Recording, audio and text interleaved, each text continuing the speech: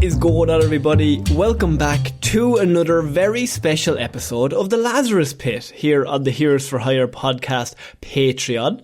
I am joined, as always, by my partner in crime, Mr. Shaun Meighan. Shaun, we're back again with another month of movie madness? Is it movie madness? I think I went a bit mad listening to or watching this movie even. Look, if this is your first pelt that you've ever experienced, we draw a movie out with a hat. We talk about that movie after watching it, and we see whether or not it holds up. This month, the hat was especially cruel. A lovely treat last month, Conor. Batman Beyond: Return of the Joker. One of the finest comic book productions there's ever been. Do you know when a movie gets pulled out of the hat that's been recommended by all of our lovely patrons? Normally they're bastards. I will say this straight up. But we're still sore about Wild Mountain Time. If anyone's worried about that, still a bit pissed off. They know what movies we don't like and they always recommend them. But, for example, this month. But what also happens is, like last month, we pull out Batman Beyond: Return of the Joker. I say, I've seen that movie 50 times. It's one of my faves. I can talk about that all day. This movie in particular, we pulled out X-Men: The Last Stand. Now, this is a movie I haven't seen since probably 2007, maybe? See, this is the issue, because I've seen this movie about 15 times. Oh, no. Because this was the first pirated DVD I ever bought. The cops are going to get you. I remember I think a guard sold it to me. I remember, a guard is a cop, by the way, in Ireland. Yeah, sorry. I remember vividly because it had one of the weird, really thin DVD cases that you used to get. Bad. And it was an A4 piece of paper with Wolverine printed on it, folded into the case. I love the idea of, like, you walking up to the policeman, he just opens his coat, he's just got non-stop Wolverine designs on the fucking inside. Do you know what it is, boy, huh? Just a big Jackman stand. There was real steel in there, you know, it was a triumph. So, it was Hugh Jackman. So, yeah, look, this movie, we all know that this ended the original trilogy. So, the story behind this is, of course, first X-Men comes out, it's a big hit. Second X-Men comes out, it's excellent. X-Men 2 still holds up. Yeah, still great. What's really interesting about this time in cinema is, like, this is 2 years before Iron Man and the Dark Knight. And it's the year before Spider-Man 3 comes out. Fox owns superhero movies. Like, X-Men was gigantic back then. They were making shit tons of money off these movies. Yeah, and these movies also had the effect of, like, they changed how the comics were written and sold and marketed. They were that popular. And this is so funny to look back now, because Fox is now owned by Marvel. But like back then, Marvel hadn't brought Iron Man. They hadn't brought anything. Fox is like, we're top of the pile. Yeah. Nobody's near us. Coming off of this, you had, like, the Marvel thing that was before this was Ang Lee's Hulk in 2005. Yeah. No, that's 2003, I think. Is it? Yeah, I think that might be 03. 03, whatever. Still shit. It's the less superior Incredible Hulk film. It's not a big, rating. What's better than one pile of shit? Another pile of shit. But yeah, like, Marvel didn't have the chokehold over the comic book movie world that it has now. And you know what's funny is Batman Begins came out the year before this. That's what came out in 2005. That's what I'm thinking of. And the fact that this movie came out the year after is hilarious, because they were like, yeah, this is going to do it. This is the one. This is the one. We're going to... perfect trilogy, I think is what they call it. What's also interesting is the director of the first two movies, Bryan Singer. Yeah. Now also known as a bit of a bastard. Bryan Singer. Back then, he was a big deal. And they had him for the first two, and he was doing very well. And then DC came along and said, do you want to do Superman Returns? And he said, absolutely, I don't fucking like X-Men at all. Fuck off. And so he left after number 2. Because he wanted to work on a movie he actually liked, which was Superman. And in doing that, he also then decided, well, I can't just go alone. James Marsden, who's Cyclops, you're coming across too, boy. Leader of the team of X-Men? Yeah, bring it. You want to play some guy in Superman Returns? He's playing Perry White's nephew. I think. We talked about all of this, by the way. We did a Superman Returns review, and we're fascinated by what is James Marsden doing in that movie. Like, he's Cyclops in the movie, and he's like, nah, I'm going to be Perry White's nephew, fuck this. What they did, they took Cyclops out of the X-Men during the Dark Phoenix storyline. So what's also interesting is you've got Simon Kinberg and Zach Penn who wrote the script for this movie, and we haven't got to director yet. I'm going to introduce him soon, Sean. But so Bryan Singer's gone. Yeah, Kinberg and Penn are working on this third movie because the second one did so fucking well, and they're like, right, we want to do the Dark Phoenix saga. That's a big deal. People love that story in the comic books. I mean, it's the third movie. We're printing money.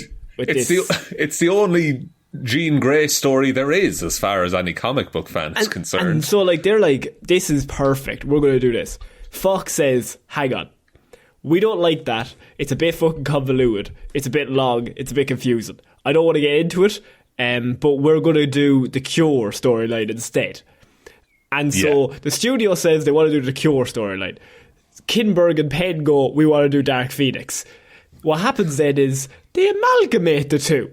Because they reach a compromise and decide to quarter-ass both stories. They're like, why don't we just do both bad?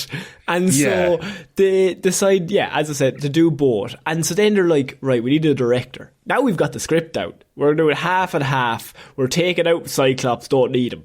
We're going to that's what we have. But we've got Hugh Jackman. So, I mean, this is all this movie is. And so then they bring in the Rat, Brett Ratner. Brett the Rat Ratner. Now, he is also the director of some of my favourite movies when I'm 15, of Rush Hour and Rush Hour 2. Yeah, like it's worse when they have things that you enjoy and they're a bastard. Now, he's an old bastard, like outright bastard. Like right? Famously a bastard. A bad man. Also, bad at directing. And just in general, just a bad... cinematographer. Just a bad human. Everything he tries, he's a dickhead. And so they drag Brett in. Brett's like, I've got this, lad. Singer's after setting this up lovely. All I have to do is coast into the finish line to end this trilogy. And so they put out this movie, Sean, and a general overview that you should know is that they spent $210 million on this film. This was, at the time of its release, this was the most expensive film made to date, I believe. Which is amazing because it looks like fucking shit. It looks Every so green bad. screen is atrocious. Everything looks fake. It just is. Where did the 210 million go? I don't know. Presumably, like, maybe the cast? Like, that they are just like, they have to pay them more money? Because it is a big cast. There are a lot of people in this and a lot of action set pieces. But I would say the last cast also was pretty big for X-Men 2, but they looked better. Like, the graphics looked better. The graphics. Yeah, the gameplay is great, but the graphics... well, I mean, if half of this looks like a video game, Sean, if we're honest, a PS2 video game. A 2006 era PS2 video game, absolutely.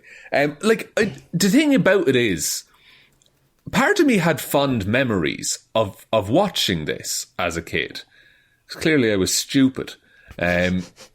Because... True. This movie doesn't do anything. Yes, this is actually my key point I wanted to get to in this review, is that I said when we came onto this call before we started recording, I said, I hope you have strong opinions, because I didn't follow it up. I notting this movie. This is the most notting movie. No, like, you're not even along for the ride. Things are happening and you might watch if you're bored. Like, it's trying to appeal to 50 different audiences, but appealing to nobody. And I'm just sitting there going, it's not even so bad that it's good.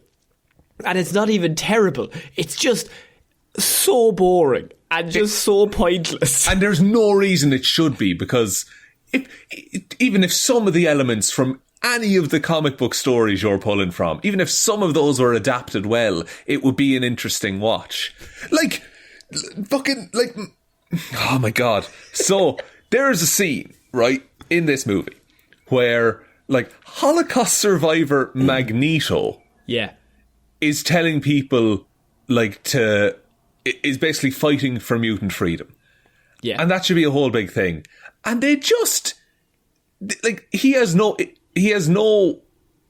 that he's gone through in his life comes up in that discussion at all. It's just, we're just going to jab him with the fucking cure and it'll be fine. Like, the difference between this and, say, the start of X-Men 1, when you see him in the camp. Yeah. And it's like the child crying in the rain at the fucking fence that's all barbed wire. Like, a night and day between, just like, in this one, it's just like, it wants to hit on that story beat, but Brett doesn't have time to, ever explore it or even maybe think about how that affects these people. It's like, well, that's the story beat, we'll get to that, but also look over here, we've got this shiny shit over here. Speaking of time, crisp hour and 45 minutes, this movie. Yes. And I mean, I suppose one good thing is it does fly sometimes, just in terms of, because nothing is happening and nothing means anything, it just skims. Yeah. And in, like, this, for being the finale of the trilogy, I think it's the one that has stuck around least in terms of the movies afterwards, what was talked about and addressed. This movie doesn't, like, the Wolverine. Yeah, like, all the Cure stuff is definitely forgotten. There's a bit of Dark Phoenix stuff in the Wolverine, but that's about it. Yeah, and of course, I mean, it all comes back to, with any of these movies, especially in the early 2000s, is Hugh Jackman. But I mean, that's not just an early 2000s X-Men movie problem, that's everyone. That's not to say anything about Hugh Jackman. His problem is he's actually too talented and too charismatic in his role. That is true, which I think is why when he ends up in, like, Days of Future Past, it's balanced really well, because you have Fassbender beside him just doing the same shit and just being the coolest guy in the room. And this is so, I could not get over just how much this movie tries to make him just so much better than everyone. But that's fine, you can make a character really cool, but it's at the detriment of everybody else in the team. So everybody else's personality has to be school teacher, so Wolverine looks cooler. But the X-Men in the comic books, it works because they're all different. They're all cool in their own ways, and everyone has different favourites. Whereas this one, you don't really get a choice. No, you like, if you don't like Wolverine, tough shit in this movie, because no one else has any, like, character about them. And I think the best example is, I mean, there's a funeral in this scene. Everybody's wearing black, and everybody's the same, and obviously everyone's a bit sad. And then he looks over to the side and he's smoking a cigar in his blue shirt. And it's just, it's the best encapsulation of he's not with them.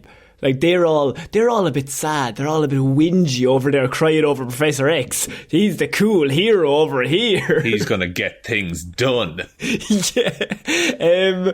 And look, I think we should get into it. I don't know if we're going to go exact scene for scene because, I mean, who gives a shit? I don't have it in me for this one. We just generally go through it and just, where did it go wrong, Sean? Where did it get right? It misses the mark straight away for me once I see the work. Like, I know it was 2006, but the de-aging on Patrick Stewart and Ian McKellen in this, it's horrendous. What's worse? I have a question. What's worse? De-aging in this for Patrick Stewart, or de-aging in Wolverine Origins? Oh, the Origins one is worse because it should have been better by all accounts. They had, like, more years of technology behind them. But, like, Patrick Stewart in 2006, you put a bit of makeup on that man and he looks 10 years younger. Like, same. Patrick Stewart, for as long as my whole life, I think he's looked the same. Yeah. The only time he looks old is when he's in Logan, when they make him look old and sick. Because most of the time he looks like, I just assume he's like Christopher Lloyd. Yeah. Back to the Future. So Back to the Future, he's like he's like 27, but he looks 55, and now he's 55. He just looks 55. Yeah, like he's like, either 30 or 80. Like, we're not quite sure. Like, Stuart has just looked 30 his whole life since like 1990. So let's just leave him at that. Like, you watch him in like Dune, and then you watch him like in Picard, the Amazon series. They're the same. They look the same. But it's the two of them going to get Jean Grey, and they're like, this girl's really powerful. She's too powerful. We can't control her. And Magneto's like, yeah, but I like her. I think she's good. Jean Grey's a bit of a bitch. Bit of a narc little child, so she is. Bit of a prick. But I mean, they look really impressed because she lifts up a bunch of cars and like a lawnmower. But I was like, lad, Magneto, you can lift the bridge. Yeah. You can do so much. You remember all that stuff you did from First Class? When you turned all those nuclear missiles around? Technically that happened here. Technically that happened. I know they hadn't written that yet, but technically that happened. So they get Jean Grey on board, and that's like, she from a child, she was a bit different. She's the most powerful mutant ever. Of course, leading on from X-Men 2, where she died. Yes. So then we also have 10 years after that. And this is one of the stupidest additions to the story. We've got Angel, Warren Worthington III, Connor, please, and he comes in, and he's a little boy, and he's chopping up. I was eating when I was watching this movie earlier on. Oh, and no! I don't know why, but I was just like, I put down my bowl. Yeah, no. This scene fucked with me as a kid. I thought, that's horrifying. That's actually he's chopping horrendous. off his wings. He's chopping off his wings in the bathroom with a straight razor. And then his dad comes in and he's like, Dad, I'm sorry. It's like, dude, Lord. You just have wings. Yeah, like, that's pretty cool. You're telling me if a man in... if say this movie's set in... I don't know what year this is set because it's the not too distant future. I think it's like 07. Right, so say in 07 and you have a boy with wings, that's the most popular cool boy on the planet, surely. Do you remember Balloon Boy? He's way cooler than Balloon Boy. He flies under his own volition. He's not limited by the physicality of balloons. So that's like our introduction to two different things, because this movie has two plots and neither of them mesh together, but it wants to introduce both of them before the title card. So we got one, Jean Grey, super powerful. Something might happen with that. Also on the far side, Angel's father, he's disappointed because he's a mutant. How do we get rid of that mutant gene? It's mad that they have two cold opens in this movie. For two separate plots. For two separate plots that, by all accounts, don't have that much impact on each other. My favourite bit is at the end when they're all like attacking the building and Jean Grey's just standing in the background. She's constantly just in the background of the shots. This like god level character. And she's just looking a bit confused. It's like, what's actually going on here? What are the stakes? Why would you create Dark Phoenix and then the last action set piece is her pointed at the background beside Magneto going, go on there lads, get in there that building, go on there. Yeah, red shirt mutants, go in and die. So then we have the title card and all that stuff. We come back in. I just have written here, Logan is so cool. Logan because they're training and he's cool. He's just too cool. Everyone else is a nerd. He doesn't play by the rules. That's the thing. He's built different. But what's important to remember is we're not insulting Hugh Jackman's role. No, not he's at all. Perfectly cast in the role. And I think we're not even... I think that character is actually cool. But in this movie, it's like just turned up so much that Ratner doesn't understand why we like him. So he's like, well, we'll just make him the coolest. He's like Iron Man in Iron Man 2. Like, trying to be so cool, it's a turn off. It's a little bit like, dial it back a bit, dude. We still haven't reached the levels of X-Men Origins Wolverine. True. Where he's like just the most action hero star there's ever been. But in this first scene they try and make the audience think that it's the days of future past, Connor, because they're fighting Sentinels. Yeah. Sentinels. How did they fit them into that room? It's all holograms, but also it's a very big battlefield, but a very small room. Wolverine. They do the fastball special. This whole thing, there's a lot of pandering to comic book nerds as well in this movie. My favourite is Ratner. He panders, but doesn't get it. No. Doesn't understand it. He went to a writer and said, what are some in-jokes from the comics? Put those in. And that's it. And they're like, do you not want to like expand and maybe make these emotionally... Did I say to fucking expand them? Put them in for one scene, we'll hit on them, and then I'm moving on. What? We've got Vinnie Jones as Jug. Oh, do I have a YouTube video for you? And also Scott Summers, he's very sad. James Marsden, he's so sad. What's he so sad about? Who died? Yeah, his girlfriend's dead. Oh, right, that would make a man sad, actually. And look, and that would make you sad. And so he's very sad, and he's going to be sticking around for this whole movie to find out, really try to explore that grief. He's going to find a new family in the team of X-Men, sure. He's going to find a new family in Lois Lane and her child soon enough. His child as well, can we just say, like, that is his kid in the movie. Is it? Definitely Conor. Who else could it be? How old's a child? When did Clarke oh shit. That child's moving pianos. Then we have to go back to the Department of... Hang on, I wrote here. Department of Mutant Affairs, and we have Beast. Played by Kelsey Grammer, who's best part of this movie. I mean, Kelsey Grammer is Kelsey Grammer. He's excellent. Yeah, and that Beast, because that's makeup for Beast, and like it looks amazing. That's better than the new First Class. Yeah. No, it's way better because it's an actual man in a suit with fur. It's not here. Wear all these dots on your face, and we'll. How much money? Actually, 210 million. How much money do they have to pay Kelsey Grammer to sit in that makeup chair for 5 hours a day? It's got to be upwards of $1 million, right? Like, it has to be 200 of the 210 million that they had to pay.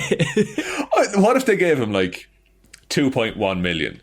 Like, he gets a solid like 1% of the entire budget of the movie. To be honest, Kelsey Grammer at this point doesn't need this. So they're like, we're going to put you in Beast makeup, but it's going to be 6 hours a day, and then it's 6 hours to take it off. Do you think he signed up for like the first X-Men? Just like, they've been putting on the makeup since. We'll be ready by the third one, I promise, Kelsey. You're gonna shine. You're gonna shine in movie 3. We'll have it off by 2014. And so he's Beast, and he's having, he's in amongst the government, and they find out they've captured Mystique. Very big fan favourite. I'm interested to see what they do with her in this movie. What a good power as well, like to be able to shape shit. Oh, very, very, very cinematic. I really hope Brett Ratner has time to fit her in here. Anyway, so they capture Mystique, and they find out that they've developed a cure for mutants. Yeah. There's a kid who can cure, not cure, but he can subdue mutant powers to anyone in his vicinity. And Beast is obviously he's a bit conflicted. Because he worked on a cure back in the 60s, you remember. I can't remember that because that didn't happen. That didn't happen yet, I'm sorry. But he was also romantically involved with Raven in the 60s. Once again, shut up, Sean. I really think it's important to shut up. Right? Okay. We can't go forward and back between storylines. They didn't have a fucking clue what they were doing. No, I just think it's funny that we're meant to retroactively be like, oh, all that happened. And so there's a cure, and then it gets out into the public, and everyone's not happy, including Magneto, who is at a mutants meeting, and they're like, you know what, let's hear him out. This cure might be alright. And Magneto's just at the back in amongst all the idiots, and he just stands up. Ian McKellen might surprise you. Excellent as Magneto. It just commands the stage. And like, this is the thing. Going back to what you said about like Hugh Jackman, none of this is his fault. None of this is any of the actors' fault. Oh no. They're all acting the shit out of it. Like, they were all in X-Men 2, and they're all excellent in every single one of these films. Yeah. It's what's happening around them.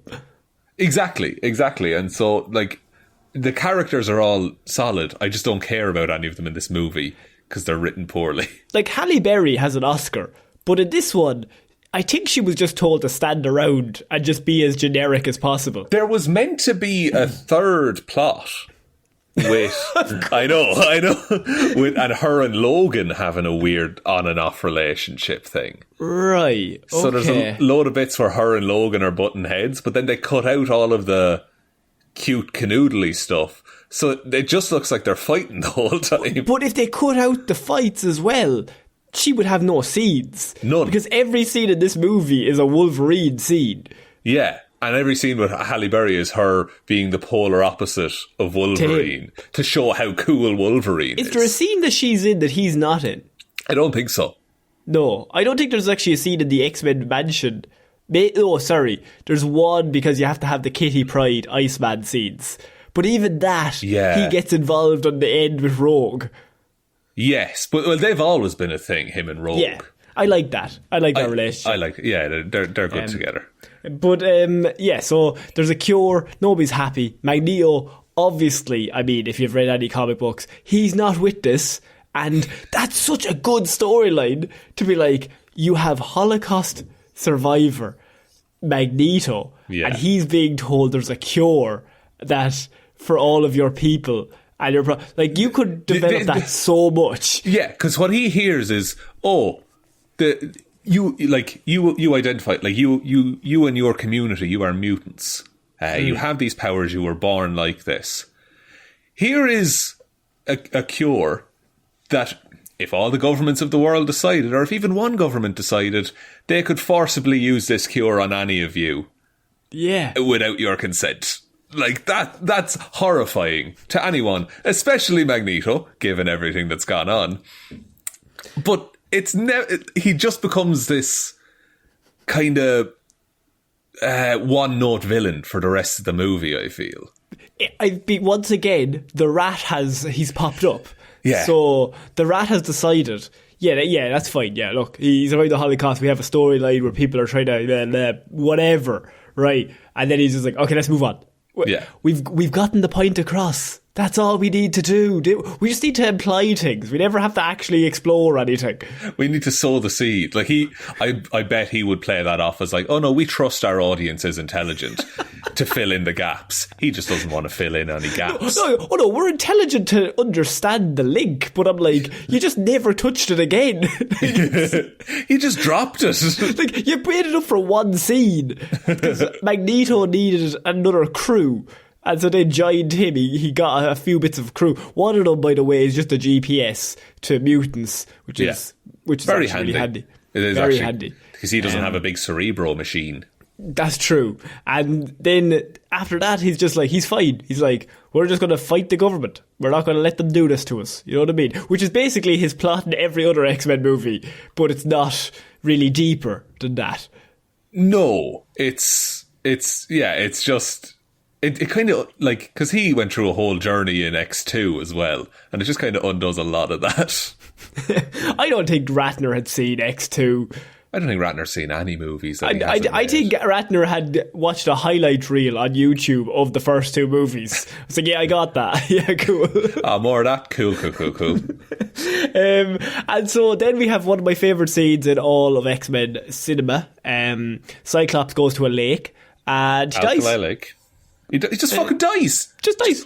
Dies like a little bitch. Well, Jean Grey's there, and he's like, class. She's back to life. That's what I was sad about.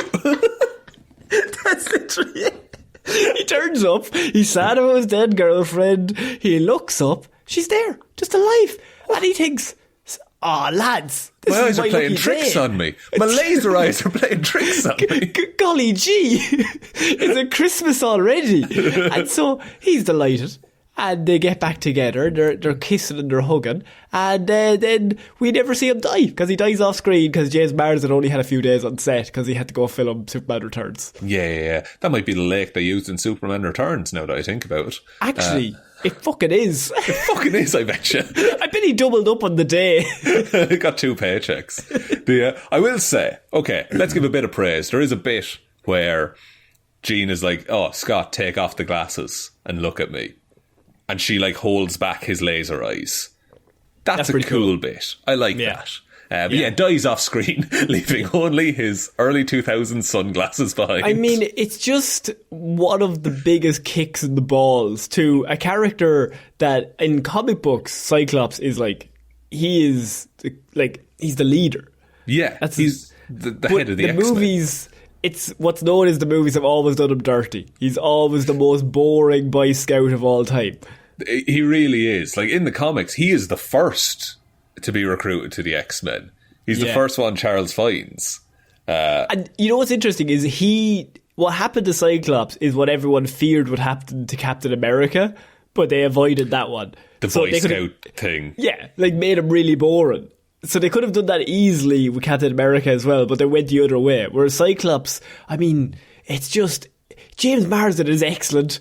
You've got perfect casting. You've got him there as Cyclops, and then you're like, fuck, it'll be grand. Yeah, people don't care about Cyclops. People only care about Wolverine. Get Cyclops out of here. We need to have a weird, horny scene with Famke Janssen and Hugh Jackman. It's weird. That's weird. It's a weird moment. There's a couple of those. Do you know what a bit before that is when, obviously, Professor X is like, she's back, and he senses it. And he's like, right, and he sends out Halle Berry, Hugh Jackman. So Wolverine and Storm go check it out because they're the two leaders. And they supposedly have this weird subplot that was cut as well. Just not in this. Not in involved. It at all. And so they're just together and they're going through all these clouds, very cloudy lake, right? Yeah. And it takes fucking 5 minutes. They land the ship in the clouds. Then they walk along for another few minutes, get a bit eerie. And then Wolverine says, wait, Storm, you can control all weather. Why don't you get rid of these clouds? You went, that's a great idea, Wolverine. Thanks for telling me. Storm, how are you ever, like, inconvenienced by the weather? Like, that's your jam. That's your thing. There should never be one moment where Storm doesn't first go, I can get rid of these clouds when we're landing the ship. It'll make it easier on us. In X1, she's like, we need some cover. I'll bring in some clouds. Because she's lived with those powers for her whole life. Yeah, she's like what? She's never really had an issue in the movies controlling those powers. Like, I don't know. I love the idea you could go like so deep that like she could only use her powers when Wolverine allowed it in this film. And he's like, you are accepted to use your power now. Like Wolverine's like, no. It's inconveniencing me. Please get rid of this. If Wolverine hadn't said a word, they would have walked through that fog the whole way. She never would have said anything. This fog, it's making all my cigars real damp. I can't light them. Oh no, I'll get rid of it, Wolverine. Hey, bub. So as you said, then we have the next bit where Famke Janssen's Jean Grey, she wakes up. They find her there. And Professor X... he basically explains that when she was younger, he put a load of mind tricks on her and he trapped her dark phoenix energy in her brain and didn't tell her. And Logan is rightly like, that's fucked, Charles. That's pretty fucked, Charles. You know that's horrible. But then Charles is like, but if we don't do it again, she's going to kill everyone. And Wolverine's like, I'll control her, lad. Don't you fucking worry. She's Jean. Now. She's fine. Yeah. Cyclops is missing, presumed dead, but she's fine. We found his glasses, but other than that, it's fine. You know Cyclops. He wouldn't leave his glasses if he wasn't all right. He's always walking around with no glasses. That's his one character trait. That's his main thing. So then they have this weird scene where she tries to have sex with him and then he stops it and then he's like, wait, where's Scott? And then she goes mad and becomes evil. Yeah, and she's like, before she, like, Jean is like, just kill me. Because Jean is like, no, I'm gonna murder everyone if you let me live. Yeah, and so then we have this small bit of scene where Angel's the first one that goes in to get the cure, and he flies away, and it's real beautiful. And man leaps out of a building. He leaps out of a building and he does a weird little jog before he gets to the window. He does. Weird little jog. I did see the weird little jog. I'm like, nobody runs like that. He needs momentum. It's a short floor, you know. He needs to break through. I was like, that's the Ezra Miller special to not do a run properly. Also, that man with those angel wings in early 2000s, boy band frontman right there. Yeah. Like, no one gives a shit if he's a mutant if he looks like that. That actor, I don't know what his name is, and I apologise, but what I will say is he is the most 2006 actor I've ever seen. Yeah, he is a time capsule for this movie. He perfectly dates it. And I don't mean that. I don't even know if that's an insult or a compliment. He's perfect in 2006, that man. Yeah, he's like he was made in a lab to be successful in 2006.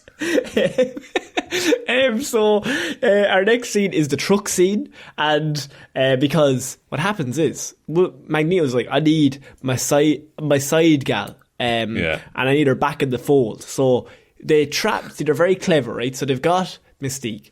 Magneto's obviously going to try and get her out. Of course. So they've been together for years. They're partners in crime. And he's also pissed off now because there's a cure. So we know he's definitely going to react. So what we'll do is we'll stick her in a very metal cage, in a very metal truck, and we drive it across country. Yeah. Thoughts? What we do, we just drive that truck into a place, no witnesses, no areas for backup. We'll just drive it right through there. We'll put like 2 police cars behind it. That'll be fine. They're made of metal.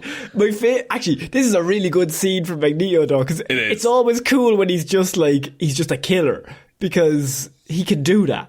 No, yeah, because Magneto in the modern world is unstoppable, really. Yes. Like, there's so much metal around him at all times. Depending on the version, he can control the iron in your blood. So you're basically fucked. So any scene where he just gets to let loose. And these films are quite good at that, I will say, about Magneto. Train fight. When he kills all those men with a necklace in the woods. Both of them in the other Dark Phoenix movie. Or is one of them Apocalypse? One of them is Apocalypse, yeah.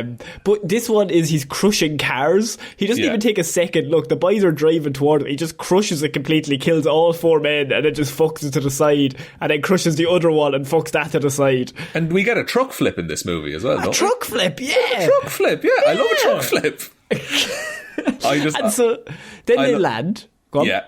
No, I was just going to say, I love how he just doesn't give a shit. He's just like, no, I'm getting Mystique, it's fine. And so then he's just killing fuckers, and he gets into the truck, and they find, I don't know this guy's name. Is it Duplicate Man? Is it Multiple Man? I'm not quite sure. Is it Multiple Man? Yeah. Mr. Manny Men. Mr. Manny Men. And so he's there. And then we also have, of course, Mystique. She gets freed. And then lastly, this one might be your favourite shot. We've got a big lad. He's always a big lad. He's a wide boy. He's a wide boy. And it's Vinnie Jones in a muscle suit playing the Juggernaut bitch. Big rubber muscle suit Vinnie Jones. It's... I think even at the time, it was kind of dumb, right? Because it definitely is now. But see, I love Vinnie Jones, right? I just think it's funny that he got this role when he got. It's just funny they picked him out of all people. But the rubber suit looks so stupid. It does, and even the Juggernaut outfit, it looks like it's made of foam. You know, yeah. They want it to look like, he's got a big rock on his head. No, that is styrofoam. They threw that in because Simon Kinberg said to Brett Ratner, people like the Juggernaut. Yeah. And then he went, well, we'll put him in, but for 3 scenes. Yeah, YouTube had just come out and someone had made a video saying I'm the Juggernaut bitch, and that had blown up. Yeah. And that's why he's in this movie. So, just when they're about to escape, Mystique gets shot by the cure. Your man has the cure in the gun shop. Cure gun? The government told them there wouldn't be any cure unless you wanted it. They're putting them in guns now. It's a long-range cure. Yeah. But Conor, Magneto and Mystique, they've been through so much. Surely, he's going to try and help her get her power. 3 movies? About 20 years, depending on the version. So, surely he's going to help her out. He's not just going to abandon one of his closest allies, is he? It's one of those really great character scenes, and it's a really interesting question to pose a character like Magneto. What do you do in this scene? And it's one of those really emotional scenes. You've got 3 movies. They've been together forever. We've seen them. They are rock solid. No matter what. He'll always come back for her. She'll always come back for him. They'll work together. That's a really emotional connection that you have there. But what's also important is we need to get to the next scene. Now, that's important to remember here, Shaun. So, what we have is we've got Mystique. Fucking, what an emotional scene. She loses her powers. And her identity in many ways. And Magneto now has to battle within a conflict within himself. Do I go with my oldest friend, or do I go with the mutants? Was I her friend just because she was a mutant, or because of the person that she is and her beliefs? Be a good way to make Magneto kind of more of a grey character rather than just an outright villain, you know? So moving on to the next scene, he just says, fuck off. Yeah. Says, you're not one of us anymore. Go fuck yourself. Bye-bye. Terrible writing. My favourite is that she turns up once more in one scene, like to rat out on him. Yeah. Or, like to rap. And I'm just like, Mystique was like the coolest character in the first two movies of the Brotherhood. Yeah. Why would you do this to her? She got done dirty in this movie. Oh, man. Completely. Like her, Cyclops, Professor X. Yeah. Who made it out as looking well? I mean, Wolverine probably is. It's mostly a Wolverine film. Wolverine. I genuinely think it's just Wolverine. Actually, because I think Jean Grey looks way worse. Yeah, no, look, Famke Janssen acts the shit out of it. Yes. But I mean, as a character, looks way worse. Oh, yeah. Oh, absolutely. Yeah. Is there one character other than Wolverine that starts this movie and then ends it in a better place? Rogue, I guess, depending on how you view that. But also, the cure isn't permanent. Yeah.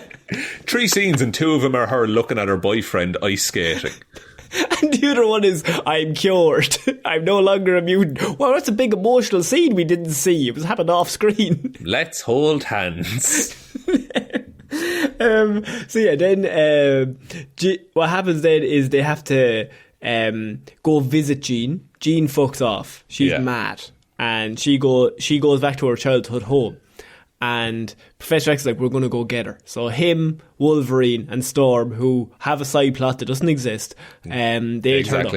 And which, it would make more of a sense, because, oh my god. So, like, because they would be like the mum and dad of the X-Men. Yeah. If they were in a weird kind of on and off again thing. And then going to, like, a childhood home to talk someone down, that could be a nice dynamic. Sean, we're 24 minutes into this movie and Scott Summers is dead. Mystique has been turned back into a human and Professor X is about to die. So I think you need to just fucking pipe down and we're just going to keep pushing along, right? Okay. Juggernaut's here. Surely there'd be no other major character deaths within the first half hour of the film. Like, we don't have time. I have to get to my bridge scene. we spent $200 million on the bridge. 50 million on Kelsey Grammer. Another 150 million on the bridge scene. So they get to Jean Grey's house and she's sitting there in just a chair randomly. She's not even sitting on the couch, which annoys me. She's after moving a kitchen chair into the living room and she's sitting on that. It's just weird. That's the most evil thing she does in this whole movie. This woman's a psychopath. Psychopath. What's that home decor about?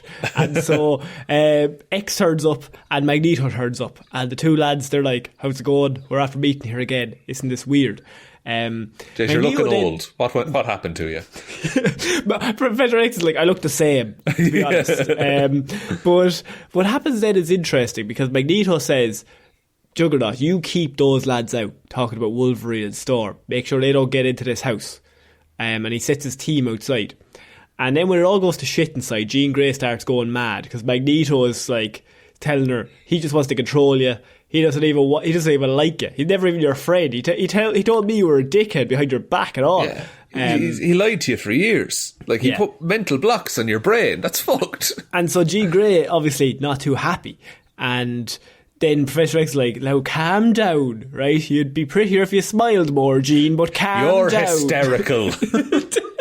But women, he says really loudly. Hey, Logan, women, right?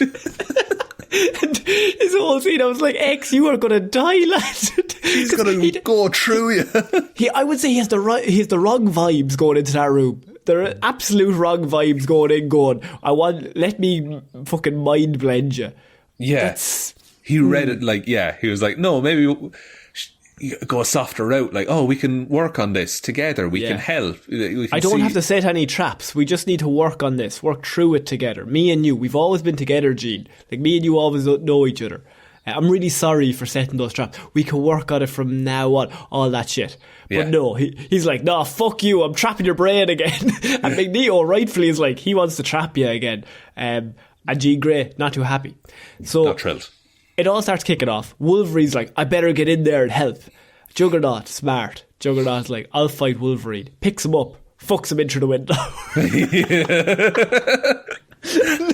Thereby inserting him into the drama. And I was like, you got one job, Vinny.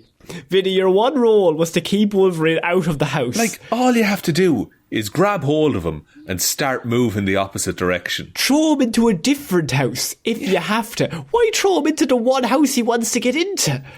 Like, just rip him in half. Like, he'll heal. It's fine. Like, he'll be sore after it, presumably. And then Professor X, he just won't change his mind, never once even reacts, doesn't do anything, and just disintegrates.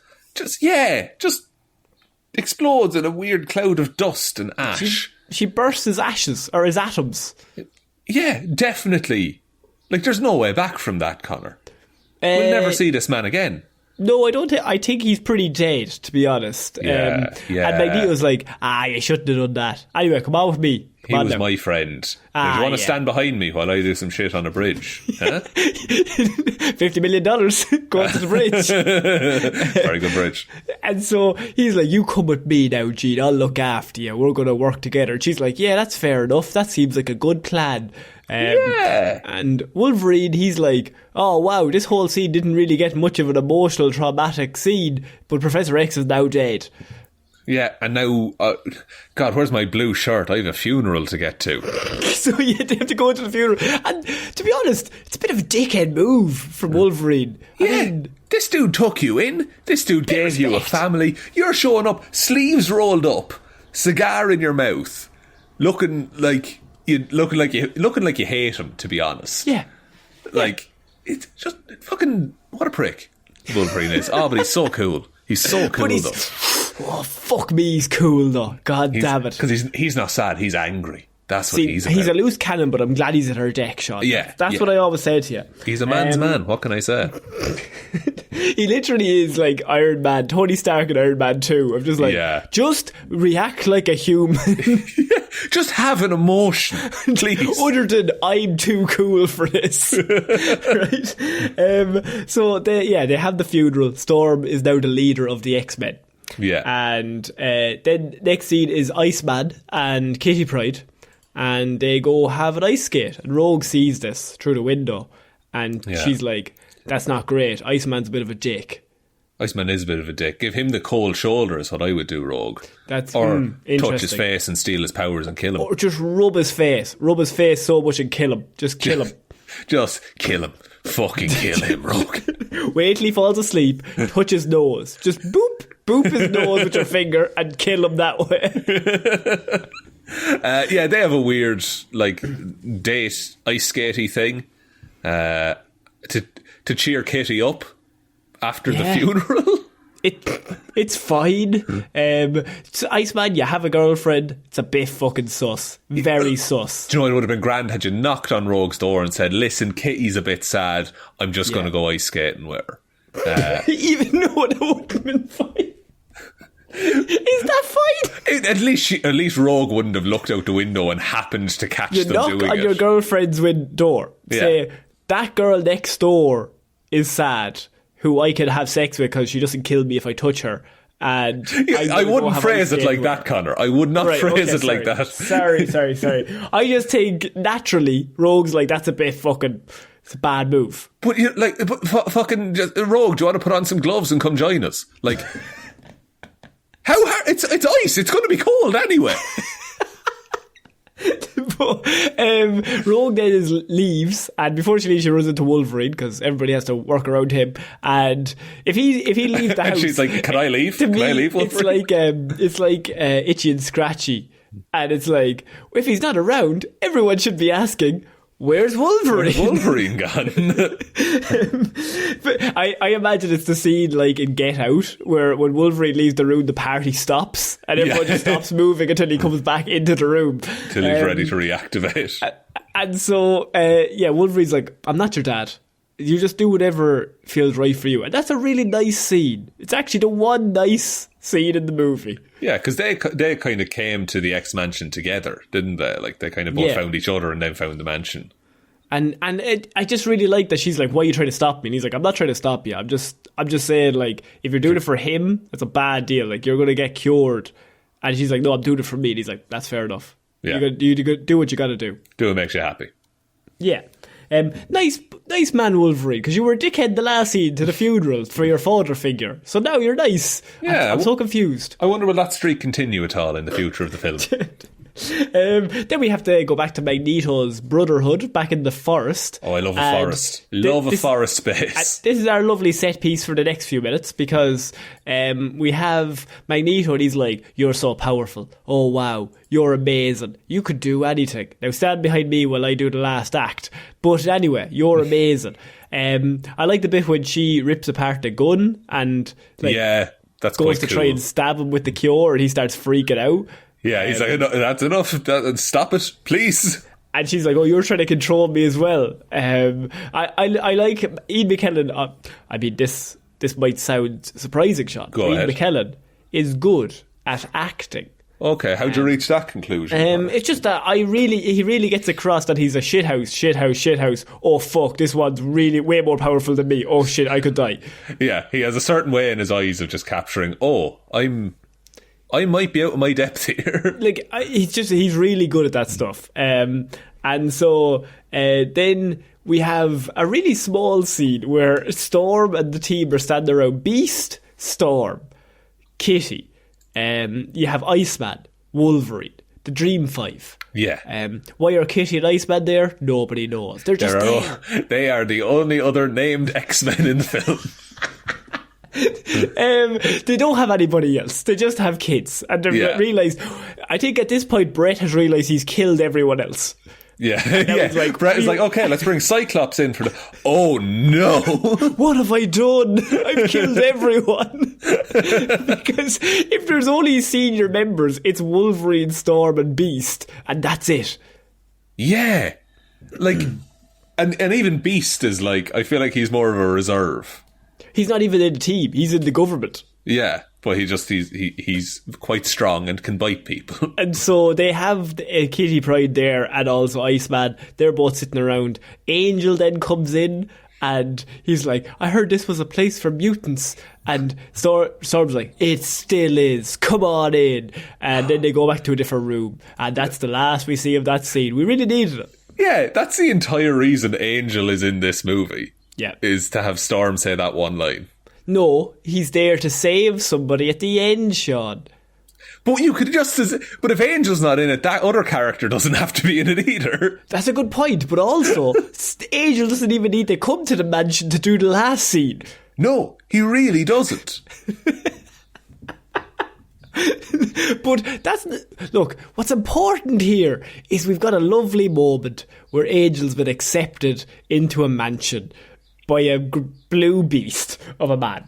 Anyway, so I also have written here, Storm is the only normal person in this movie. Yeah, like she's the only one who actually treats people like people as well. Yeah.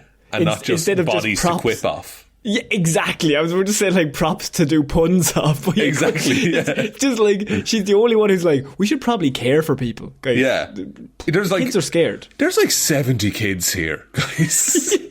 And Wolverine's like smoking a cigar, like fuck him.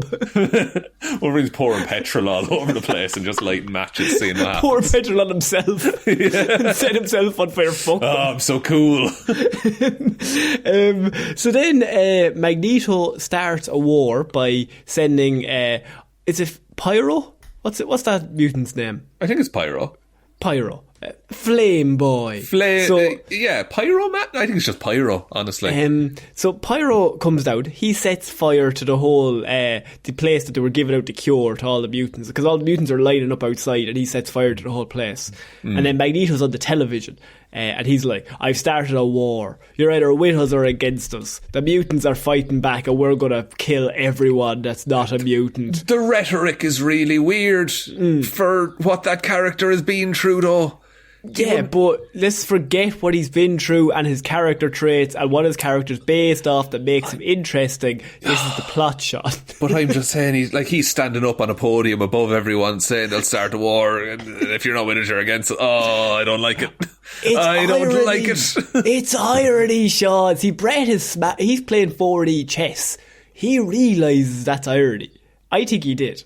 But do you remember how much Magneto strove to be different?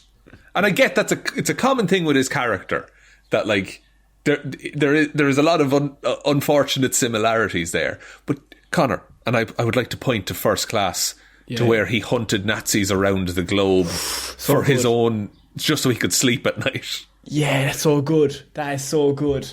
But at the same time, that's a pretty neat bridge you got there. Be a real shame if something happened to it. It does look quite an expensive bridge. Also, do we have a scene before where 100% Ratner has thought to himself, there's not enough action? We haven't had an action scene since the very start, right? Yeah. And so he sends Logan to the fucking camp where Magneto is. And we have like a 5-minute action scene where he butchers through a bunch of people, right? Yeah. Then he sees Jean Grey. Then he runs over to her and he's like, Jean. Magneto picks him up because he's made of adamantium and fucks him out and just goes, leave, and just fucks him across the forest. Do you know how you make this film the best film of all time? Right. And it's in this scene. Yeah. Magneto picks him up and he pulls all the adamantium out of his body. That's how you make this the best X-Men Kill movie. Wolverine. Kill Wolverine at this point. Or at least just take away his adamantium. Just leave him with bone claws. I love that your plan to make this movie better is to go Cyclops, Mystique, Professor X, take adamantium out of Wolverine. First 45 minutes. But like, I just want more Angel play. I want Angel more time to shine. Yeah. I want Angel from Buffy the Vampire Slayer to turn up, maybe have a bit of a scene or two. Yeah, I want Giles from Buffy the Vampire Slayer. I've not watched Buffy the Vampire Slayer. You're missing out, lad. It's too dated for me, I think. Angel's like Batman, but he's a vampire. Batman's not a vampire though. He's a man. Yeah, but he's a detective. He goes around solving crimes. It's so good, Shaun. Oh, we'll talk about. Is there a Buffy movie we can watch for you someday? There is actually a Buffy the Vampire Slayer movie that came before the series. We'll watch that for Pelt. It's absolutely atrocious. Oh, we'll watch that for Pelt. So yeah, look, we have the whole scene where Logan has to fight off a bunch of these fucking Brotherhood lads. It's a really dumb scene, makes no sense. Nobody emotionally moves anywhere. Nothing changes in the plot. Nothing changes anywhere. He shows up, he fights for a little bit, then he gets fucked across the forest. We move on to the next scene. Yeah, and he's just fine the next scene he's in. Like, there's no repercussions from this. In my head, he just walks back to the mansion. He hops back on his sick hog and then rides back to the mansion, Conor. Because Storm says, don't leave, we need you here. And he goes, cigar in his mouth, you don't need me anywhere, babe. I'm getting in my hog. Fucking going. And then he kisses her and pushes her away. And so there we have, they find Magneto's camp, the government, because Mystique rats him out. The camp location. Just immediately. She's just like, okay, well, fuck him. But what's interesting is, though, I can see that, but also he shouldn't have done what he did. So I think both of them are just hurting and they need to talk to each other emotionally. What's really awkward is we do learn later on that the cure is only temporary. Is it? Because at the end he moves the chess piece a little tiny bit. Oh, yeah, but I see that more as Magneto's so strong that he overcomes, like he's a level 5 mutant. I don't know. I think it's just that the cure is temporary. It doesn't last forever. That's how I always read it. Oh, because he comes back. He comes back with his powers later on. At the end of the Wolverine. Don't start throwing other movies into this trilogy that didn't exist, Shaun. This is all canon. All right, this is the time. This is before they fuck the timeline even. No, right? It's canon, but the movie came out in 2012 or whatever, Shaun. It's not canon. Do you think Brett Ratner was thinking, "Jeez, I'm going to bring out the Wolverine in 2012. That'll really tie all this up"? I would argue. Do you think that Fox, as a studio, would let them depower Magneto permanently? No, but I don't think Fox cared at this point. They wanted to wrap up this trilogy and then they realised, oh, there's still a lot of money on the table, and then just started doing the origin movies and then went, oh fuck, there's not a lot of money in them, let's go back to the 60s. But before the 60s, at the end of the Wolverine, Logan shows up in the airport. Charles is still alive, which was set up in this movie, so there was plans. Okay. And Magneto has his metal bending powers.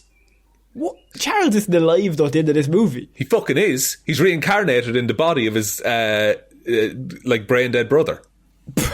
Fucking hell. Is that in the deleted scenes? That's it's in a post credits. Oh, fuck off. Fuck off. He wakes up in a room and he's like, "Hello, Moira," and it's Moira McTaggart just being a nurse looking after him. This whole movie is terrible. Just atrocious. Look, some of us are true fans, Conor. I just think you're being too forgiving. Maybe I am, okay? But I need to forgive something, otherwise I wasted an hour and 45 minutes of my life. I think we all did. We've seen Wild Mountain Time, it can't be any worse. Yes, true.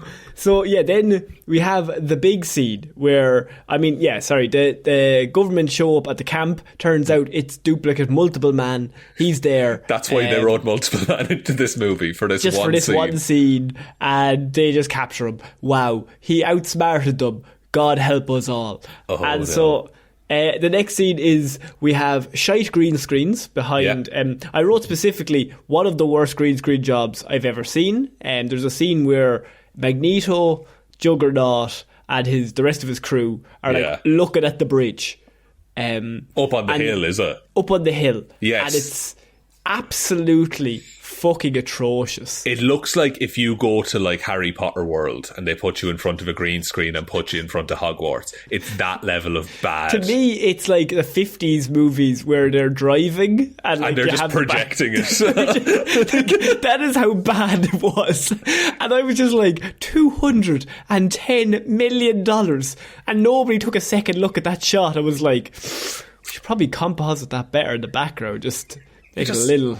Even more seamless. Turn down the saturation tiny bit. Just a tiny bit. Make the shadows match the actors, why don't you? No, it's atrocious. And so it's so funny that scene is the one before the big set piece where he picks up the fucking Golden Gate Bridge and carries it across to Alcatraz. Yeah. And maybe that's where the majority of the focus and the budget was left. Because that does look good. It does look good. It also has my favourite joke in the movie, which is where there's someone on the bridge in their car and they look at Magneto and they just lock the door. It's so dumb, but it's just like, it's such a genuine reaction. Do you know what? I'll accept. Well, I think we forgive the movie for that one scene, because whoever that extra was, that lady's acting was excellent in that scene. She gives him a look, and then she looks at the lock, and then she looks at him, and she just like, presses it. And Magneto just looks away. He's like, for fuck's sake. Because he's moved the whole fucking bridge. Yeah, it's so good. And there's a bit later where they're just pegging cars off the bridge and just setting fire to them. I like to imagine she's still in there. Oh, I can only assume. And so, yeah, this is the big attack scene. So the big end fight scene is like all the Brotherhood are there. They're going to attack this fucking Alcatraz lab that has the cure, because there's the kid in there who's the cure. Yeah. And so all the Brotherhood... They're going to kill a kid. They're going to kill a kid. Like, Magneto doesn't give a fuck. He'll kill a kid. That's fine. That's fine by him. But then on the far side, we've got the X-Men. They suit up because Wolverine's like, we got to do this for Professor X, who I kind of disgraced at his own funeral. I didn't really give a shit then, but now I care. Jeez, I danced on his grave and everything when no one was looking, but God, then I went to see Jean Grey and she pushed me across a forest, and now I'm in. Now I'm all in, I love lads. Jean, I think. Storm? Do I love Storm or Jean? Storm?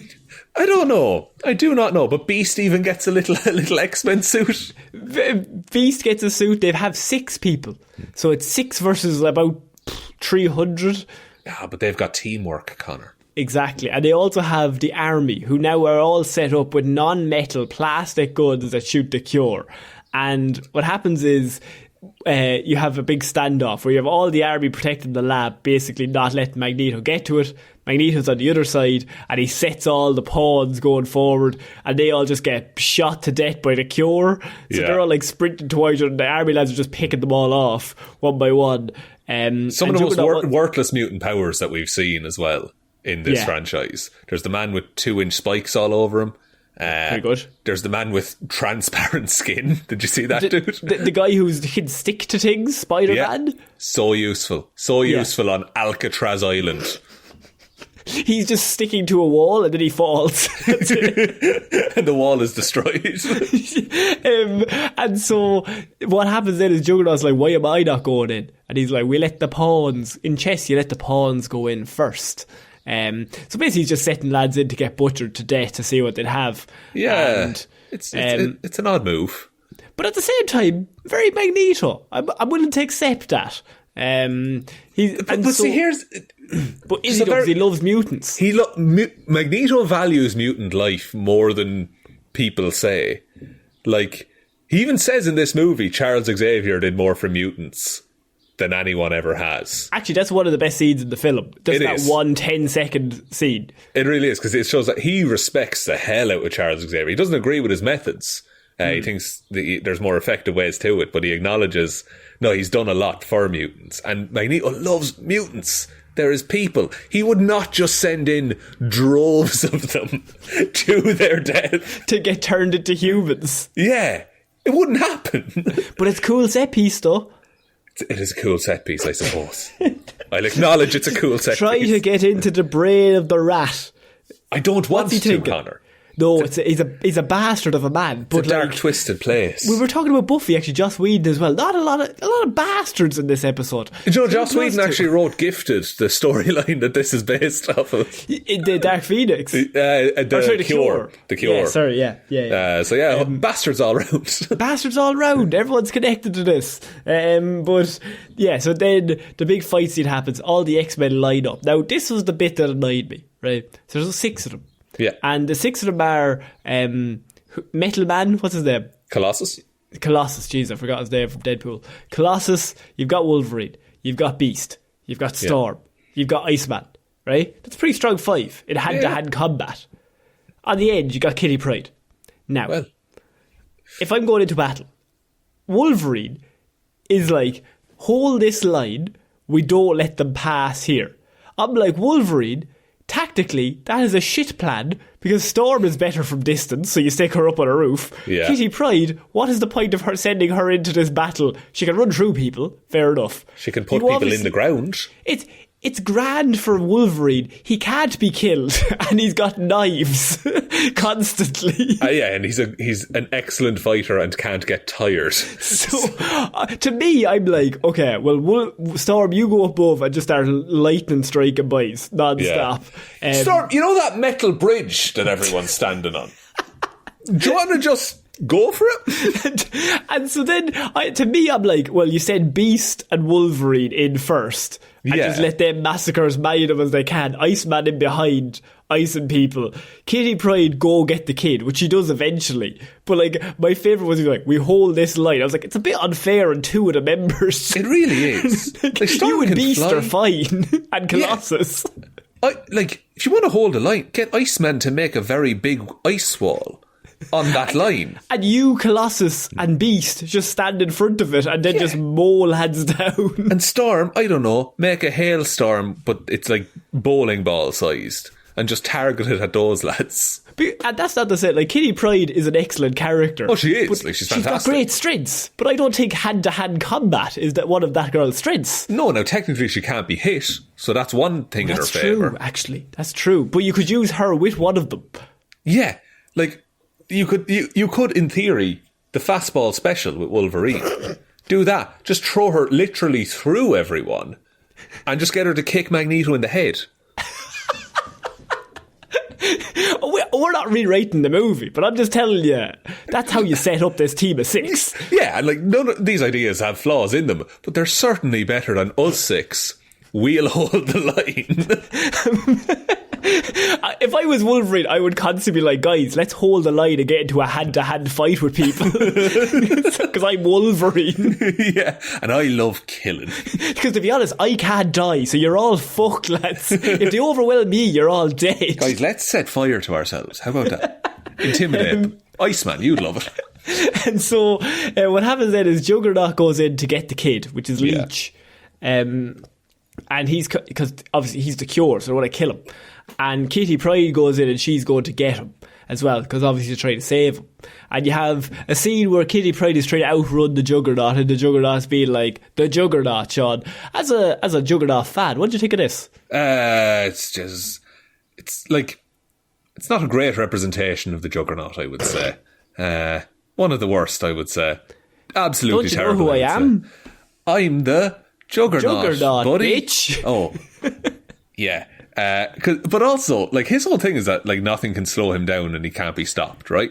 Yeah. Every time before he runs in a wall, and I'm not trying to insult Vinnie Jones here, but there's a moment where he, like, braces to run through the wall. And the Juggernaut should not do it. He should just run as if there's nothing there. That's a very comic booky complaint to have. On the far side, he is the Juggernaut, bitch. That is true, and he does get stuck in that floor and then just kind of flexes his way out. That you know what? I really like that Kitty Pryde's like, okay, well, I'm going to stick you in the earth. Yeah, no, that's genius. Like, that's how she fights. Yeah, and I think that's really good. I just feel like, I mean, he gets out of it very easily, and maybe she should keep doing it, just like hanging onto his leg and bringing him into the earth. Maybe put him deeper in, put his whole head in, suffocate him in concrete, like, kill him. Just kill him, man. No one will find the body, he's in concrete. And if they dig down a little bit, what's his helmet made of? Concrete. That's what I mean. I think Kitty Pryde, pure assassin. You use her as an assassin. She picks people off. You just need to corrupt her a little bit. You need to make her not a nice person. Like, I think Wolverine thinks he's hardy. Like, Beast and Claws, they think they're hardy. She could kill every single one of them by just grabbing them and putting them in the earth and then just walking away. Yeah. Like, it's just like, oh, I don't know, I'll put you down in the core of the earth for whatever reason. he grow those back, as Wolverine says. Yeah, that's a whole other thing. It's the fight isn't too bad. I like the bit with Iceman and Pyro, where he becomes comic book Iceman in it. That's pretty good. That's pretty nice, because they have a rivalry as well in these movies. He was in Pyro was in the X-Mansion previously. Yeah, he was. Yeah, he was part of the team, and then he betrayed them at X2. Yeah, he did. What a prick. He's so cool. He's so cool. He's actually a very 2006 looking man himself. He's got a 2006 look about him. He does. And we all know what we mean, but it's very hard to explain. It is. And the next bit I remember is the Fastball Special version 2. Well, first of all, we have one of my favourite bits, and it's actually a very small scene, is when the other Brotherhood lads, they find the scientist, and the spiky guy hugs her to death. Oh, yeah. I just think that's a cool small scene. It is a pretty good, yeah, it's a cool use of his powers if he gets in close. He's like, it's okay. And he's like hugging her, it's like, everything's going to be fine. Then he does all the spikes and just kills her. I was like, that's a really small scene, it's kind of cool, but then we got to go back to the dumb action now in a second. Yeah, and it's mad that, like, there's like 10 minutes left in the movie at this point. And Jean Grey has done nothing. She's standing there looking angry, Sean. But, like, she's obscured behind Magneto in it.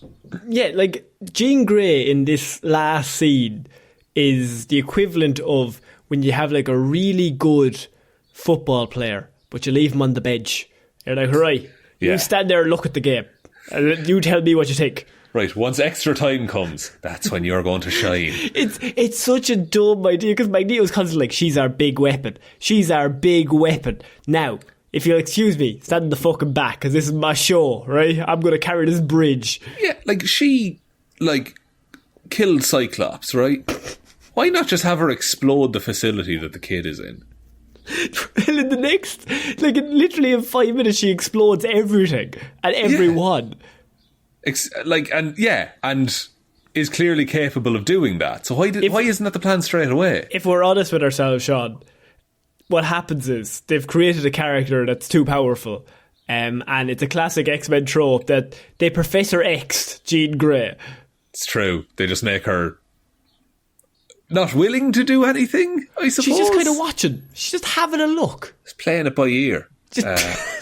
Any minute now, boys, I'm going to do something. I'll see how this goes now, and then I'll decide what I'm going to do. See how this plays out, lads. I don't know which side I'm on. If the Brotherhood fall, God, back to the X-Men for Jeannie. And so they all get camped down behind the cars, and they're about to die because obviously Magneto's picking up cars behind them, fucking them, and Pyro's setting them on fire, and then they're exploding. Great, that's a cool 1-2 punch shot of a power. Yeah. Also, before this happens, Warren Worthington III saves Warren Worthington II and flies him to safety. Pyro doesn't understand that. That is Angel saves his weird dad who had come up with the cure because he didn't love him. Yeah, that's it. And now you would think emotional payoff, fucking hell. Sit on that for 10 seconds. No. The cars are on fire. It's time now to end the movie. He just catches her. He just catches his dad, and then we just cut away. We've no more interest. I don't want to see any more of it. It's like, that's that character's arc, is like his dad wants to kill him, he jumps out a building, and then he saves his dad. He goes to a hotel, yeah, and then he comes back. It was so silly. Why would you? They must have just liked Angel the character and just like, yeah, we're throwing him in. Definitely. Maybe, yeah. Maybe it was one of the last characters they could still use. Yeah. So yeah, look, then they're about to all die. There's no hope. Wolverine says, we better work together. We better come together. We'll do the old special. That's not my Wolverine, Connor. My Wolverine's a lone wolf who gets things done his own way.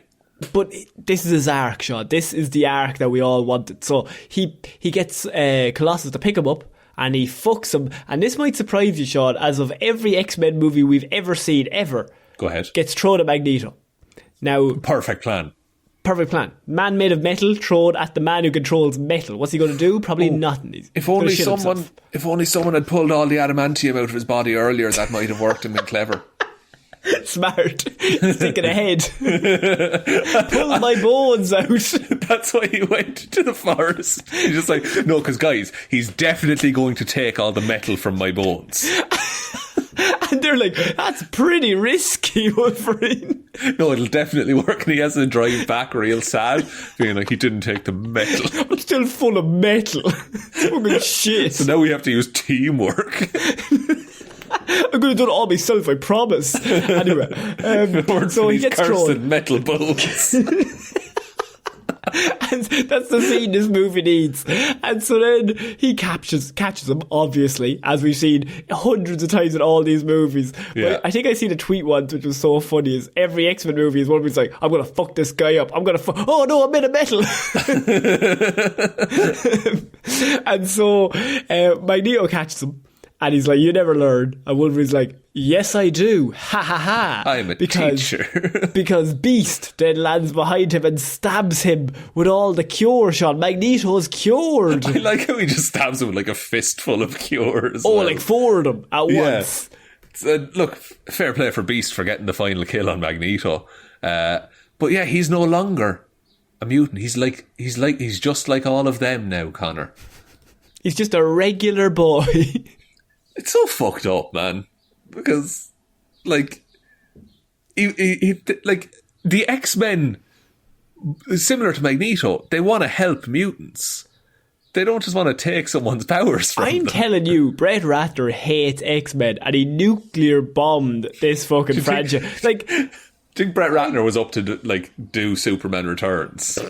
He's thick as fuck. He's like, fuck this. I'm going to ruin everything you've built, Singer. Like, if you came into an X-Men franchise and your 5 ideas were, I want to kill Cyclops, I want to kill Professor X, I want to turn Magneto back into a human, I also want to kill Jean Grey eventually, is that okay? Just that. Oh, also Mystique, no longer a mutant. Yeah. So I'm going to get rid of the 2 big bads and the 3 big goods. Is that okay? And Fox are just like, they're rolling in money at this point. It's like, make it 210 million. Like, they're counting 50s while they're doing it. They don't even look up. They're like, whatever their thumb, just counting. Whatever the fuck you want to do, Brad. It doesn't fucking matter at this stage. Is Hugh Jackman in it? Well then, fuck me. Kill anyone you want. You're grand. Just once he's cool, we don't care. Does he have all his bones? And I'm fucking in, boy. And I'm fucking in. What's coating those bones? Metal. Good. Excellent. That's all we have to hear, because we have Origins coming out next year. And so, yeah, look, he gets stabbed. Magneto gets turned into a human, ultimately ruining all of his interesting storylines. And I mean, I can see that as an ending to Magneto, like that's the ultimate thing that you could do to him to piss him off, and you turn him back into a human. I like that ending. This movie doesn't deserve it, so I'm not going to give it the emotional weight that it probably needs to have. And then we have the last bit, because Jean Grey goes mad, and she starts turning everyone to dust. Jean sees Magneto like dead and is like, now it's my time to shine. She's like, oh, is the Cure storyline over? Can I come back in? Because I've been on pause since about 45 minutes in. You know that seminal comic Dark Phoenix? Let's do some of that now in the last 5 minutes. Because I killed Professor X like an hour ago and literally nobody's talked to me since. Yeah, so I'm feeling a bit awkward right now, quite honestly. So all the soldiers understandably fire on her straight away. And they all get turned to dust. She turns the building to dust. Very important, she doesn't turn the important X-Men to dust because we need them. No. Because ultimately the team is about 4 people big now at this stage. So if Brett kills any more, we've just literally nobody left. All the 70 orphaned mutants back at the mansion. Just no one ever comes back. They're waiting behind the door. And so everyone they're just all dead. And except for one man, one brave man who we need in every action set piece to be the big hero. Yeah. And Wolverine's like, I'm going to stop her. Yeah, I'm the only one who can do it because I can't actually die. And so then my question to you, Shaun, is out of every possible plan he could have, the best one is surely to pick up one of the Cures and stab her if this is the woman that he loves, but she is just corrupted by a power that is a mutant power. Yeah, see, this is the thing, because that power will cure her of the power. Yeah, that's interesting, because you could cure the villain side of her and just have Jean Grey as a human who he is in love with, and she loves him as a normal person. And so you could have that, but alternatively, let's stab her a few times. What about that? I like the idea that the cure is just out of reach, and Logan's like, well, I tried. I better stab her. I love you so much. Jean is... What's fucked is that Jean is still in there. He gets up to her. Somehow everything but his trousers disintegrates. Yeah, that's from PG-13. Has to be done, I suppose. Yeah. It'd be a different movie otherwise. But he gets up to her and she says, Logan, save me. Yeah, but he's like, yeah, I'm fucking going to save you. I brought a fucking knife. Stab through the stomach. It's like, maybe she meant, give me the cure, man. I mean, there's no way you write this movie and don't have him give her the cure. It doesn't make any sense that she's come back from the dead. He's like, the love of my life is back, but she's corrupted by a mutant power.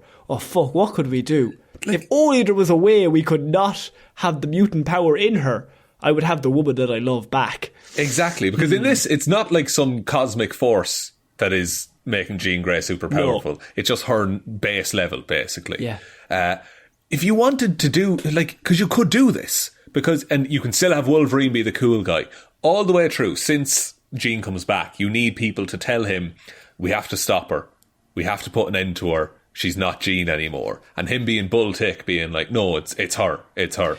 He keeps saying, Jean's in there somewhere. Jean's in there somewhere. I just need to get her out. And then at the end, he's behind the car, looks to Storm, and Storm is like, Logan, you're the only one who can do it. And so the audience, he's walking up. Yeah. And have the claws out, why not? And we all think, fuck, he's actually going to do it. Yeah. Gets up to her. She says, Logan, save me. You just see him do a stab motion. Yes. And then they both look down and she's cured. And you have your cake and eat it too. I feel like Brett wanted to kill her as well. I just think he wanted the triple threat of killing Cyclops, Professor X and Jean Grey in an X-Men movie. I mean, it's an odd dream to have. He's like, he would have got the Storm if he had another 10 minutes. I think she was going to die too. Storm crashes the jet on the way back because it was too cloudy. She couldn't see. Somebody better get rid of these clouds. I can't really see. If only Logan was here to direct me. Logan's outside waving away the clouds. But yeah, that's how I think it should have ended, rather than just stab through the stomach. It doesn't make any sense. Doesn't even make any sense emotionally. Doesn't make sense for any characters. But my God, is it cool? Because he stabs her, she immediately dies. Doesn't just even have a moment like, oh, Jesus, I've been stabbed. That really hurt. Because he stabbed her in the stomach, like. So you know the moment the movies are like, I've been stabbed. Oh no, and then they die slowly. She's dead instantly. She gets stabbed once, dead. Bit of a rant, but if you're in the Game of Thrones universe, get stabbed in the stomach, fall in a dirty river, you'll be fine an hour later. I've seen that. I've seen that happen. Yeah. I said my next note is the movie mercifully ends. And then I just have Magneto still has powers, because he moves a little chess piece at the end. Moves a little chess piece a little bit. I like him being a sad old man playing chess on his own, because Charles is dead and he's the only one he'd ever play with. That's his best friend. Charles is his best friend. And then the movie's not over, Connor, because you get to the mid-credit scene, or the end-credit scene, and I swear to God, Charles Xavier's still alive. Did you think I was going to watch all the credits of this movie? No. Did I hear my final note of the movie mercifully ends? The minute that first directed by Brett Ratner comes up, I'm out. I'm done. You're just like, oh, okay, peace. I've done my job for the Patreon. I've done my government-mandated Patreon review. No, he shows up at the end, and Moira McTaggart's there, and it's a whole thing. So, canon. Right. Connor. Yeah. All canon. I suppose. I mean, can you name any good points for this movie? When Magneto flips that truck, that's pretty cool. Good. It's good. It's cast well. Cast other well. Than Vinny. Yeah, other than Vinny. Even Vinny has a bit of charm to him, I think. You get away with Vinny in a better movie. Yeah. I think Beast. I really like Beast in this. Yeah, Kelsey Grammer's great. There's very few out-and-out excellent points here. And which is a shame, because I thought I remembered this movie more fondly than I did. Hugh Jackman is good. Yeah, but he's always Wolverine. Good as Wolverine. Like, he's always baseline solid, except for X-Men Origins Wolverine, where he's a different character. Yeah, oh yeah, completely. But then he gets shot in the head and we have to go back. Yeah, so none of it mattered. We've been through None of it matters. I guess the Dark Phoenix stuff that's in this movie, which in total is about 4 scenes, it conveys her power quite well, I think. I mean, for this version of it. But it's also an absolutely shit movie trope to introduce somebody who can disintegrate buildings and humans and then never use it again. That is true. Because you want your cake and you want to eat it too. You're like, oh fuck, she's so powerful. She's disintegrating shit. And then it's like, but she'll never use it again because we want the action set piece at the end. That's true, yeah. You create a character that's too powerful to use. The Professor X. Because he can never be beaten. Yeah, he can he will shut down someone's mind, or he'll make them forget that they're angry. All this kind of stuff. I don't know if it's the age, but like the CGI does not hold up for the most part. Begins is 05, and that looks amazing compared to this. Yeah. And like Lord of the Rings even still looks great. Yeah. There's loads of movies from like the early 2000s that all hold up still that you can go back and watch. So I don't I feel as a trilogy, this kind of sours the first two for me. Is Spider-Man 2 04? It might be. I think it is. I think it is. So that means that came out a year before this. 2 years before this. 2 years before this. And would you say the Spider-Man 2 graphics hold up? Graphics, CGI? For the most part, I think they do. Yeah, I think they do. Like Train fight. Something about train fights, man. I love it. Like, I genuinely, I cannot think of very many positive things to say about this movie. Like, it doesn't advance anybody's storyline in a better way. It doesn't make anyone cooler. As much as it tries with Logan, he's actually probably less cool at the end of this movie. He's also a worse hero because he doesn't try to save the woman he loves. He stabs her for no reason when there's clearly a cure right beside him. Yeah. I mean, Halle Berry completely underused. Famke Jen's also completely underutilized. She's there. She's killing it, but she only has about 7 scenes. Doesn't get much to do is the issue. No one gets much to do apart from Logan. Nobody gets much to do because we always have to get to the next scene. Constantly. Yeah. You're right. It does fly by the hour and 45 minutes because so much has to happen. Because we never sit on anything, ever. No, there's never time to process anything. I just remember watching this when I was younger, being like, when Professor X disintegrates, being like, that's it. Is that it? Like, he's dead. He's just gone now. Because at first Cyclops was like, don't tell me that's his death. Like, surely he's not actually dead. And then Professor X, I was like, wait, what? Yeah. You just killed everyone's favourites. Yeah, like, I remember watching it and being like, oh, Professor X died. God, this is like an hour and a half into the movie, surely. And then I looked at the runtime. And it's like, it just started. Oh, we've already killed the 2 main X-Men. I don't know what their end goal with this was, whether it was to just end it.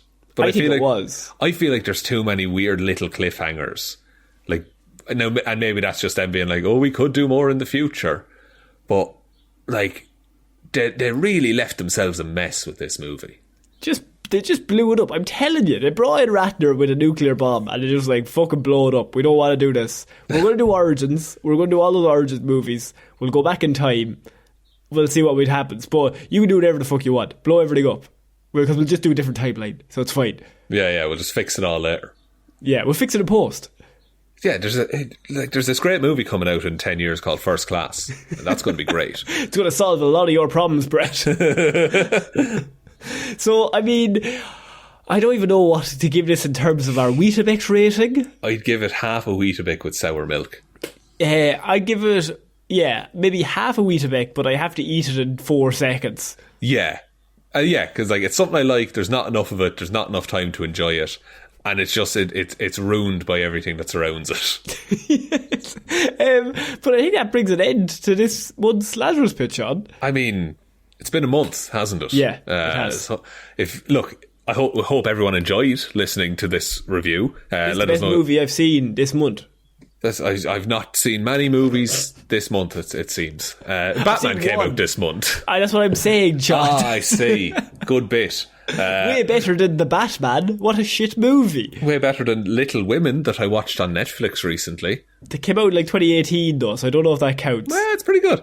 Let us know what you thought of X-Men 3 The Last Stand, X3, whatever you want to call it. If there's any other movies you want us to talk about, leave them in the comments too. Preferably good ones. And I mean, we don't usually do the social things. We just usually thank you all. So thank you for your support. Having everyone on the Patreon really helps keep the show going. You don't even know, like, it's such a big help in the background for things.